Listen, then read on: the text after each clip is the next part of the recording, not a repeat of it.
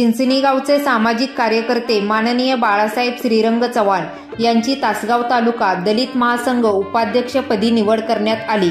दलित महासंघाचे संस्थापक अध्यक्ष माननीय प्राध्यापक मच्छिंद्र सकटे सर, राष्ट्रीय नेते उत्तमाप्पा चांदणे, शंकरदादा महापुरे, सतीश मोहिते, दिनकर वायदंडे, डॉक्टर विजय चांदणे, विजय दनाने व दलित महासंघ बहुजन समता पार्टी व पदाधिकाऱ्यांच्या उपस्थितीत आष्टा येथे बाळासाहेब चव्हाण यांना निवडीचे पत्र देण्यात आले। यामुळे चव्हाण यांचे सर्व स्तरातून कौतुक होत आहे। यावेळी बाळासाहेब चव्हाण म्हणाले की दलित महासंघ तालुका उपाध्यक्षपदी निवड केल्यामुळे माझी जबाबदारी वाढली असून येथून पुढच्या काळामध्ये भूमिहीन शेतकरी वंचित लोकांच्यासाठी झोकून काम करणार व सर्वसामान्य नागरिकांना न्याय देणार।